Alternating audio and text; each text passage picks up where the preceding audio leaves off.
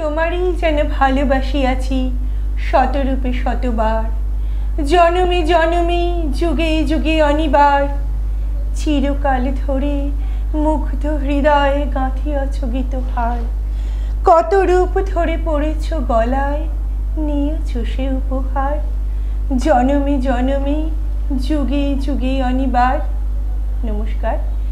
আজ 22শে শ্রাবণ, বিশ্বকবি রবীন্দ্রনাথ ঠাকুরের 81তম প্রয়াণ দিবসে আমরা শ্রীকণের আড্ডায়। এটা ঠিক আড্ডা নয়, এটা আমরা কবিকে স্মরণ করে কিছু কথা, কিছু গান। আজকে আমাদের সঙ্গে যে শিল্পীরা উপস্থিত আছেন আমাদের স্টুডিওতে, তাদের সঙ্গে একটু পরিচয় করে নিই। আমার সঙ্গে আছে সঙ্গীতে সব্যসাচী ভট্টাচার্য এবং সুদেষ্ণা চক্রবর্তী, আর তবলায় আছেন অভিজিৎ চন্দ্র, আমি কাকলি ভট্টাচার্য। কবিগুরু রবীন্দ্রনাথ ঠাকুরের প্রয়াণ দিবস, সেখানে সঙ্গীত সবচেয়ে বড় শ্রদ্ধার্ঘ্য, আমাদের তাই মনে হয়। তাই আজ আমরা আমাদের যারা আজকে দর্শক এবং শ্রোতা বন্ধুরা আছেন তাদের সঙ্গে আমরা কিছুটা সময় কবিগুরুতে থাকব। যদিও কবিগুরুতে শুধু আমরা একটু সময় না, আমাদের জীবনের প্রতিটা পর্বেই আমরা কবিগুরুতে থাকি, তবুও কিছু কিছু বিশেষ মুহূর্তে আমরা ওনাকে একটু বিশেষভাবে ভাবি, এবং সেই ভাবনার জন্যই আজকে আমাদের এই অনুষ্ঠান। বাঙালির যাপন, বাঙালির চিন্তন, বাঙালির আবেগ, যার সঙ্গে চিরন্তন যোগসূত্রে বাঁধা, তিনি হলেন বাঙালির হৃদয় আকাশে সদা সর্বদা প্রজ্বলিত আলোকশিখা বিশ্বকবি রবীন্দ্রনাথ ঠাকুর। জন্ম থেকে মৃত্যু, আনন্দ, দুঃখ, অভিমান, আবেগ সব কিছুতেই আমরা কবিগুরুকে পাই। তাই আমরা আজকের এই অনুষ্ঠান বিরহে নয়, আবেগের সঙ্গে স্মরণ করব কবিগুরুকে। সেই আবেগ, সেই আকুলতা নিয়ে আমরা যাব আজকের অনুষ্ঠানে। আমরা প্রথমেই শুনব সব্যসাচী ভট্টাচার্যের কণ্ঠে রবীন্দ্রসঙ্গীত।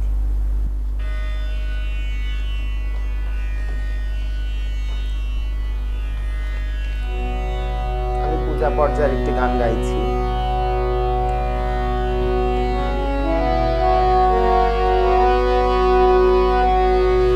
জয় তব বিচিত্র আনন্দ হে কবি, জয় তোমার করুণা, জয় তব ভীষণ সব অনুশোনাশন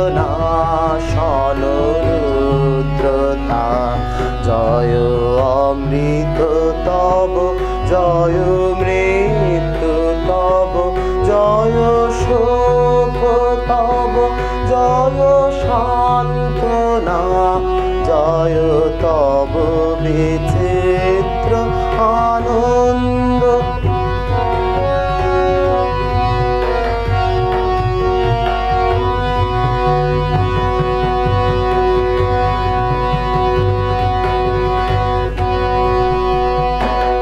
জয় পূর্ণ জাগ্রত জ্যোতি তব, জয় পূর্ণ জাগ্রত জ্যোতি তব, জয় নিবিড় প্রেমের নিশীথিনী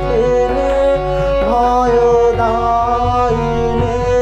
জয় প্রেম মধুময় মিলন তব, জয় প্রেম মধুময় মিলন তব, জয় অসহ বিচ্ছেদ বেদনা, জয় তব বিচিত্র আনন্দ হে কবি, জয় তোমার করুণা, জয় তব ভীষণ সব অনুশোনাশন রুদ্রতা, জয় অমৃত তব, জয় মৃত্যু তব, জয় শোক তব, জয় সান্ত্বনা, জয় তব বিচিত্র আনন্দ।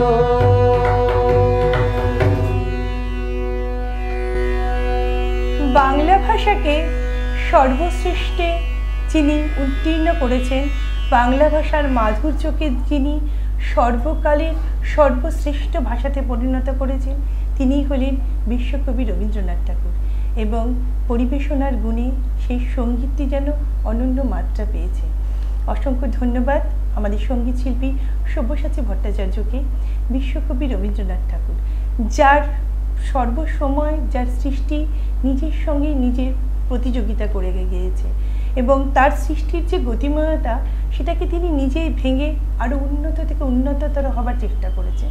এবং কবির এই যে সৃষ্টি, সেই সৃষ্টি মানব জীবনের প্রতিটি মুহূর্ত, প্রতিটি সময়, জীবনের প্রতিটি পর্বকে তুলে ধরেছেন।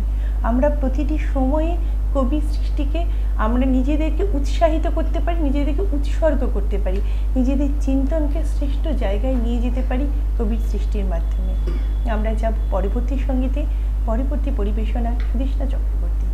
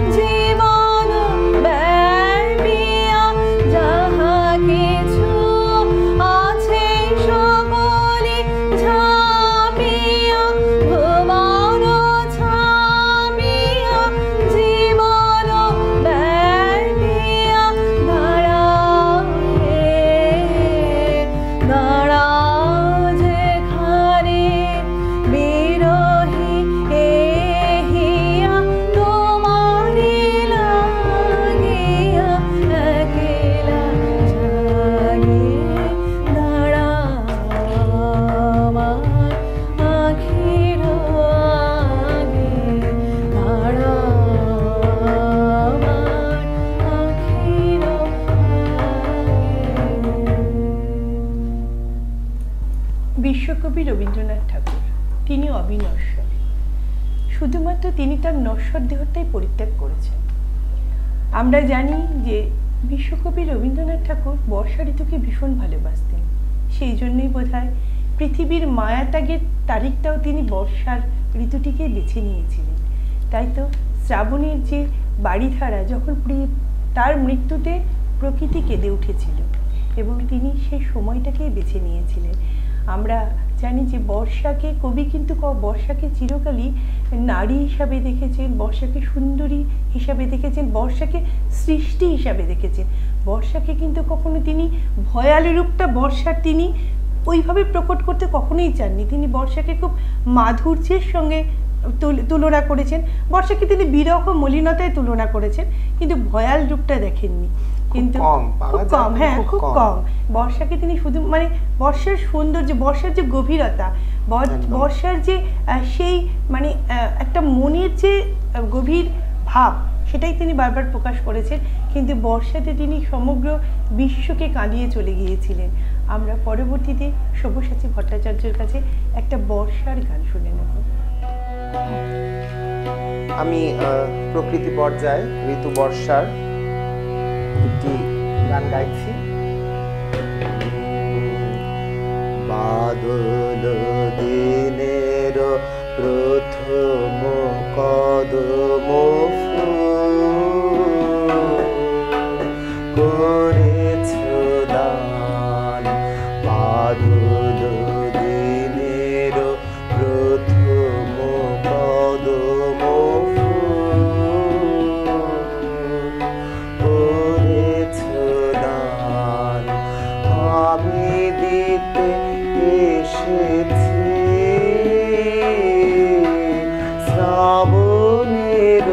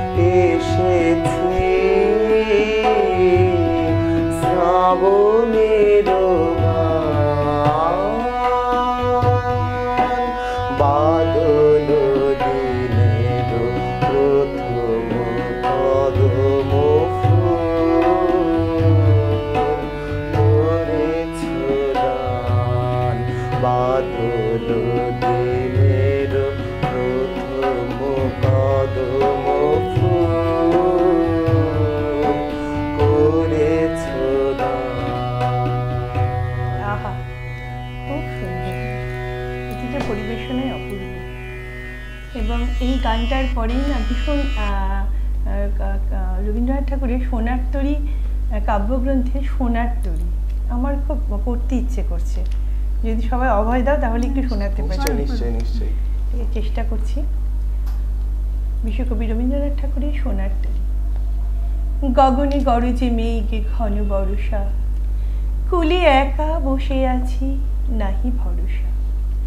রাশি রাশি ভাড়া ভাড়া ধান কাটা হলো সারা, ভরা নদী খুঁড়ো ধারা খড় পরশা।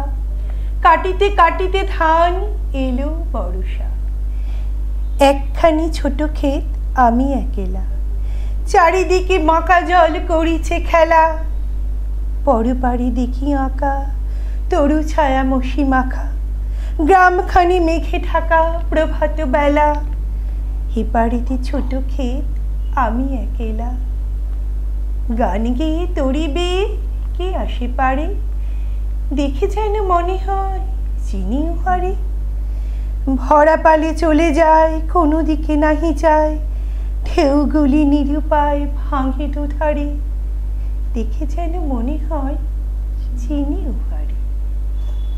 ওগো তুমি কোথা যাও কোন বিদেশে, বাড়িকে ফিরাও তরি কুলেতে এসে। যেও যেথা যেতে চাও যারে খুশি তারে দাও, শুধু তুমি নিয়ে যাও ক্ষণিক হেসে আমার সোনার ধান কুলেতে এসে।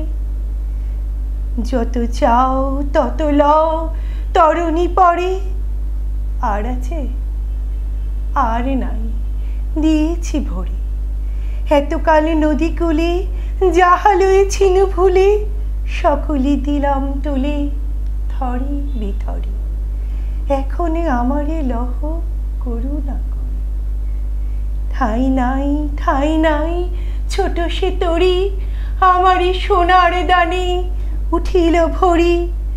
শ্রাবণ গগনে ফিরি ঘন মেঘে ঘুরে ফিরে, শূন্য নদীর তীরে রহিনু পরি। যাহা ছিল নিয়ে গেল সোনার তরি। অপূর্ব, সত্যি। আমরা পরবর্তীতে যাব সুদেষ্ণা চক্রবর্তীর সঙ্গীতে।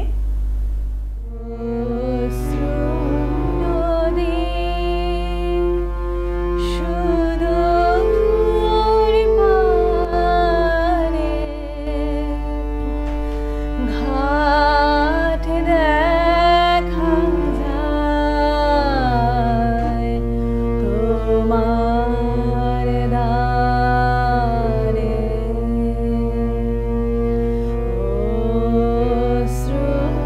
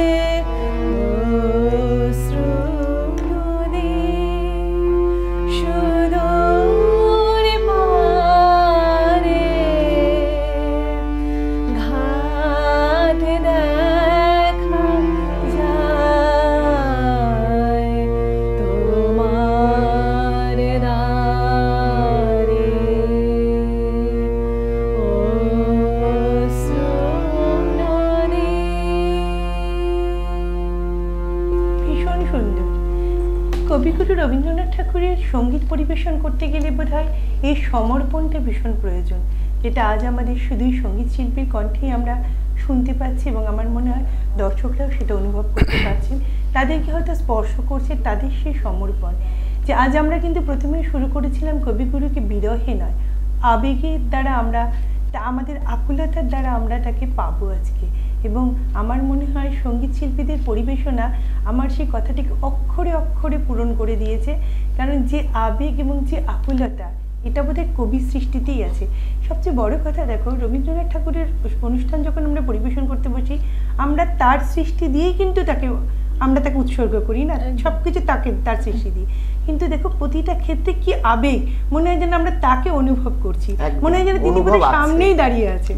যখন আমাদের প্রতিটা পরিবেশন হচ্ছে, মনে হচ্ছে উনি যেন সামনে দাঁড়িয়ে আছেন, আমরা যেন ওনাকে পুজো করছি। জীবনের প্রতিটি ক্ষেত্রকে তার গান স্পর্শ করে গেছে একদম একদম। এবং দেখো রবীন্দ্রনাথ ঠাকুর সাহিত্যিক অপেক্ষায় দার্শনিক ছিলেন, বড় দার্শনিক ছিলেন, সেই কারণেই তো তিনি মানব মনের প্রতিটা কোণকে স্পর্শ করতে পেরেছেন। আমাদের কিছু মনে হয় যে মানে এখন এক সময় ছিল যখন ছোট ছিলাম যে গানটা যেভাবে গাইতাম, সেই গানটা কিন্তু তখন এক সময় ভাবে মনে স্পর্শ করেছে, এখন আবার এই বয়সে এসে আরেক ভাবে স্পর্শ করছে, আবার হয়তো যখন আরেকটু বড় হব সেই সময় অন্যভাবে স্পর্শ করবে। ওনার একই গানের অর্থ এক একজন এক একটা বয়সে গিয়ে একটা ভাবে আমরা উপলব্ধি করতে পারছি। এটা বোধহয় একটা অন্যরকম প্রাপ্তি, এটা বোধহয় কবিগুরুর সৃষ্টিতেই সম্ভব, সত্যি কথা। এবং এই সৃষ্টিটা এরম একটা সৃষ্টি আমার মনে হয় দিদি, যে মানে শুনলেই বোঝা যায় যে না এটা কবিসৃষ্ট, এটা রবীন্দ্র, একদম তাই। এবং ওই যে বলি না, মানে তিনি বারে বারে নিজেকেই অতিক্রম করেছেন, তার কোনো কম্পিটিটর ছিলেন না, তিনি নিজেই নিজের কম্পিটিটর, তিনি নিজেই নিজের প্রতিযোগী, তিনি নিজেই নিজের সৃষ্টিকে কোথায় নিয়ে গেছে নিজেই জানেন না। এবং সবচেয়ে বড় কথা, তার স্যাটিসফ্যাকশন ছিল না, বোঝাই যায় আরো ভালো, আরো ভালো, আরো ভালো।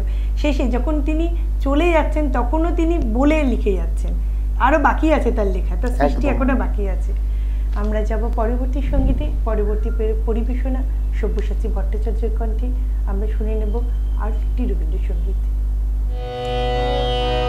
আমার প্রাণের পরে চলে গেল কে, বসন্তের বাতাস টুকুর মতো সে যে ছুঁয়ে গেল, গেল রে, ফুল ফুটিয়ে গেল শত শত,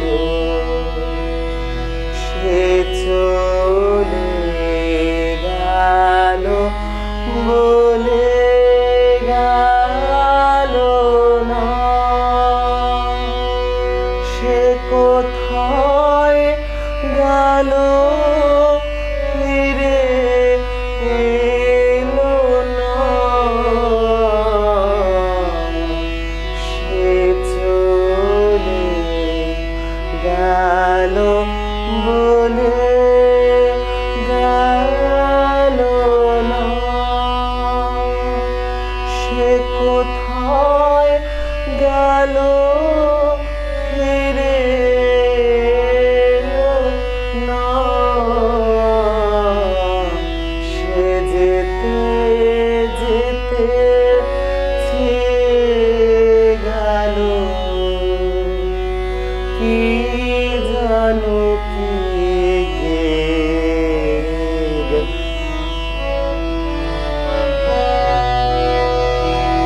তাই আপন মনে বসে আছে কুসুম বনেতে,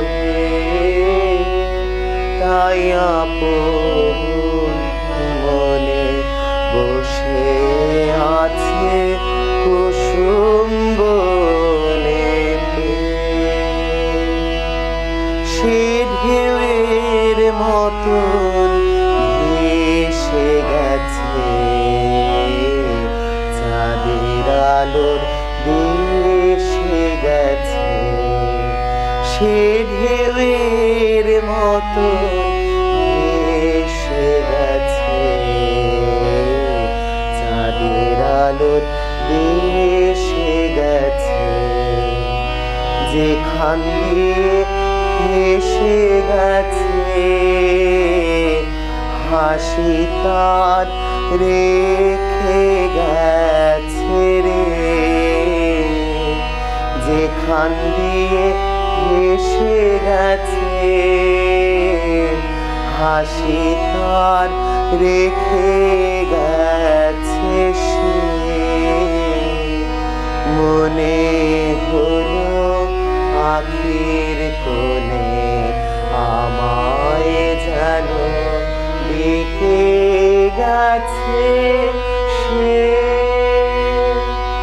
আমি কোথায় যাব, কোথায় যাব ভাবতেছি তাই একলা বসে, সে চাঁদের চোখে বুঝিয়ে গেল ঘুমের ঘোর, সে প্রাণের কথা গুলিয়ে গেল ফুলের ডোর, কুসুম বনের উপর দিয়ে কি কথা সে বলে গেল, ফুলের গন্ধ পাগল হয়ে সঙ্গে তারি চলে গেল। হৃদয় আমার আকুল হলো, নয়ন আমার মুগে এলো রে, কোথা দিয়ে কোথায় গেল সে, আমার প্রাণের পরে চলে গেল।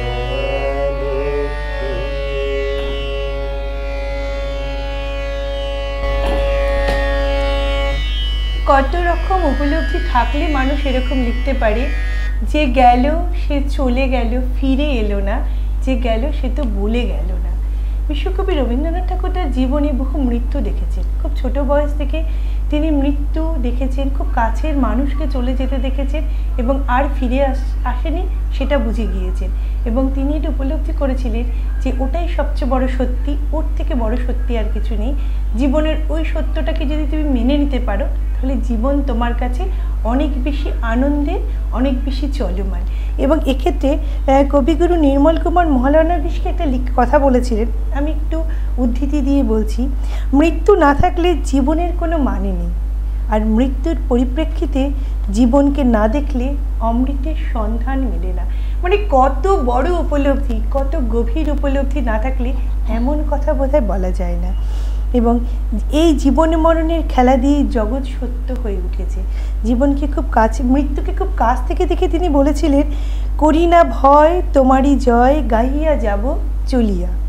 তাহলে আপনি মানে এটা দর্শকদের কাছে যে আমরা যে মৃত্যুকে ভয় পাই, যাকে আমরা দূরে ঠেলে রাখতে চাই, আমরা মৃত্যুর কথা বলতে চাই না, ভাবতে চাই না, মানতেও চাই না, কিন্তু কবিগুরু বোধহয় জীবনের মানে একটা মধ্য পর্যায় থেকে কিন্তু মৃত্যুটাকে ভেবে তার সৃষ্টিগুলো করেছিলেন বলেই এমন সৃষ্টি তার কলম থেকে বেরিয়েছে। লিখেছেন, তুমি সুন্দর যৌবন ঘন রসময় তব মূর্তি, প্রকৃতির মধ্যেই যেন বাঁচার একটি রসদ খুঁজে নিই আমরা। আরেকটি লাইন খুব মানে ভালো লাগে যে গানটা, সেটা হচ্ছে মরণের দুহু মম শ্যাম সমান। এটা কে বলতে পারে? বিচ্ছেদ হলেও বিচ্ছেদের যে ব্যাপারটা, বিচ্ছেদ হচ্ছে কিন্তু তার মধ্যে প্রকৃতি কিন্তু নিরন্তর, আমাদের চলে যেতেই জীবন গতি। মানে যে এই গানটা তুমি দেখলে মাঝখানে আমি মানে হারিয়ে যাচ্ছিলাম, এরকম একটা অবস্থা, মানে ভারাক্রান্ত কিন্তু আবার মানে ভীষণ একদম তাই। মানে প্রকৃতি কিন্তু শিক্ষাটা আমাদের দিয়ে যায়, শেষ হবে আবার তার শুরু আছে। এই যে মৃত্যুকে শ্যামের সাথে তুলনা করা, যেটা বললেন, মরণরে তুহু মম শ্যাম সমান, সেই ভগবান মৃত্যু সমান। সত্যি তো আমরা ভগবানের দরজা থেকে এসেছি, আবার ভগবানের কাছে ফিরে যাব, ওখানেই ফিরে যাব। আমাদের সর্বশেষ পরিবেশনা সুদেষ্ণা চক্রবর্তীর কণ্ঠে আমরা শুনে নেব আজকের এই অনুষ্ঠানের সর্বশেষ পরিবেশনা।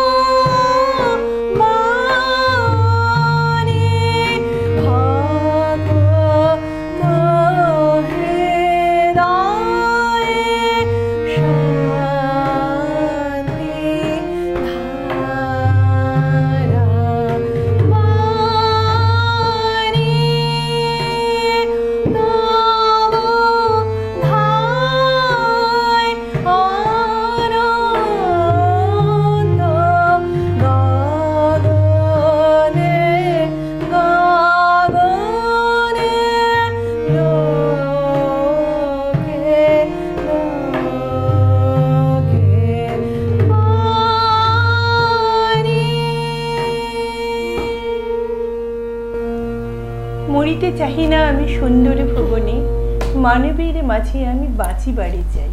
কবিগুরু রবীন্দ্রনাথ ঠাকুর বলে গিয়েছেন তিনি ছিলেন আদন্ত একজন প্রেমিক কবি, তাই মৃত্যুর সাথেও তার সম্পর্ক ছিল প্রেমের। তিনি মৃত্যুকেও প্রেমের বন্ধনে বেঁধেছিলেন, তিনি মৃত্যুকেও ভালোবাসার দৃষ্টিতে দেখেছিলেন। তাই তো কবি আমাদের কাছে, আজ কবিকে আমরা বিরহে নয়, আজ কবিকে আমরা আবেগে, আজ কবিকে আমরা আকুলতার সঙ্গে, আজ কবিকে আমরা সমর্পণের মাধ্যমে স্মরণ করলাম।